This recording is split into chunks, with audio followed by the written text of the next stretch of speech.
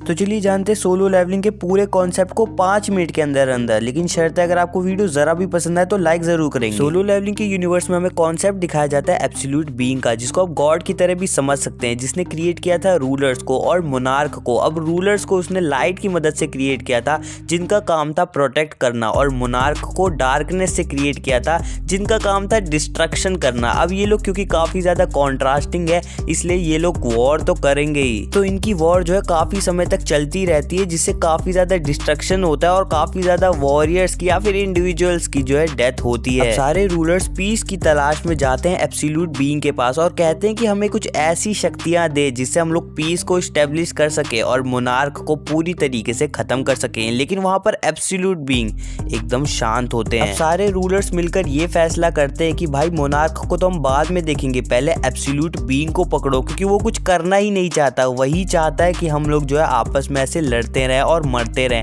अब absolute being के भी कुछ 3 रूल्स थे। सबसे पहले एब्सोल्यूट बीइंग को वर्शिप करो, उन्हें प्रेज करो, साथ ही साथ जो है अपने डिवोट को प्रूफ करो या फिर प्रूफ करो कि तुम वफादार हो, वरना तुम्हें मौत मिलेगी। सारे रूलर सोचते हैं कि वॉर में लड़ते लड़ते तो मौत हमें वैसे ही मिल ही जाएगी, तो क्यों ना सबसे पहले इस सिस्टम को ही खत्म किया जाए। और वो लोग जो है एब्सोल्यूट बीइंग के खिलाफ चले जाते हैं और हमला कर देते हैं। हाँ, एक आदमी को छोड़ के, जो सबसे मेन कैरेक्टर होता है, जो होता है ऐशबॉर्न। ऐशबॉर्न जो है सबसे खतरनाक रूलर होता है, लेकिन वो जो है एब्सोल्यूट बीइंग के खिलाफ नहीं जाता क्योंकि वो काफी ज्यादा लॉयल जो होता है। अब उसको ऑपरेस करके ये लोग खिलाफ चले जाते हैं और हरा भी देते हैं एक तरीके से एब्सोल्यूट बीइंग को। लेकिन अभी यहाँ पर स्टोरी खत्म नहीं होती, वो पूरी तरीके से डोमिनेट करते हैं मोनार्क को, और क्योंकि उन्हें काफी पावर मिली होती है एब्सोल्यूट बीइंग से, इसलिए वो मोनार्क पर भारी पड़ जाते हैं और काफी बुरी तरह जो है डिफीट करना स्टार्ट होते हैं। लेकिन ऐशबॉर्न यहाँ पर इंट्रोड्यूस होता है, वो मोनार्क को ज्वाइन करता है, किंग ऑफ डेड बन जाता है, और तो और अब वो भारी पड़ना स्टार्ट कर देता है रूलर्स पर वापस से। जब ऐशबॉर्न खुद एक रूलर था तो वो रूलर्स के खिलाफ जाके मोनार्क को क्यों ज्वाइन करता है? वो ऐसा इसलिए करता है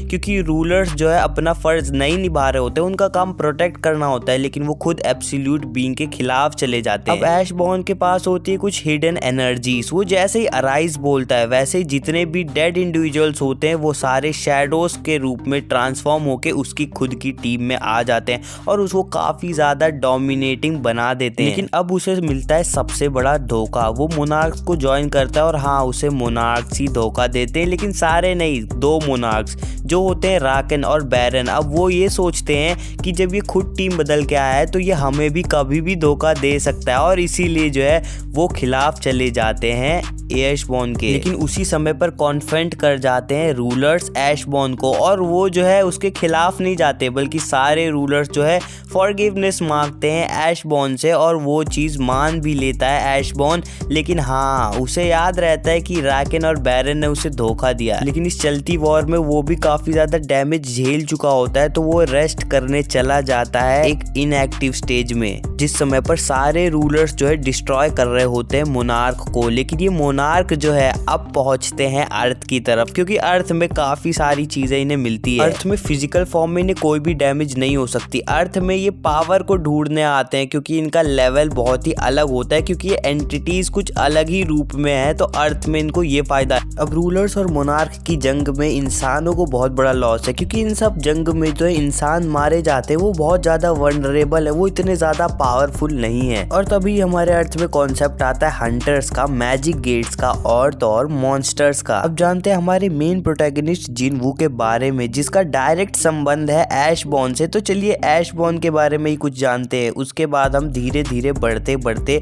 जानेंगे जिनवू को। तो सबसे पहले ऐशबॉर्न के बारे में बात करूं तो ऐशबॉर्न मोनार्क ऑफ शैडोज है, और वो one of the greatest brilliant light का फ्रेगमेंट भी है, या फिर हम कह सकते हैं सबसे ज्यादा शक्तिशाली, द चोजन वन। तो जब अपने आप को रेगुलेट करने के लिए या फिर ट्रांसफॉर्म करने के लिए उसे एक वेसल चाहिए था, तो वो जो है आर्किटेक्ट की मदद लेता है। तो वो एक ऐसे प्राणी को ढूंढता है जो काफी कुछ उससे मिलता जुलता, और वो काफी ज्यादा इंस्पायर्ड होता है जिनवू से। क्यों? क्योंकि जिनवू का जितना भी स्ट्रगल होता है थ्रू आउट हिज लाइफ, जिसकी लाइफ में उसको अपने आप को बचाने के लिए जितना भी स्ट्रगल करना पड़ता है, जो पेन झेलना पड़ता है, साथ ही साथ जिस कंडीशन से वो गुजर रहा होता है, उससे काफी ज्यादा इम्प्रेस्ड होता है ऐशबॉर्न। लेकिन जिनवू की लाइफ इतनी आसान नहीं होती। जिनवू शुरू में सबसे कमजोर हंटर होता है, उससे वो सबसे शक्तिशाली कैसे बनता है? सोलो लेवलिंग, बस इसी के बारे में इसके साथ इस वीडियो को खत्म करते हैं।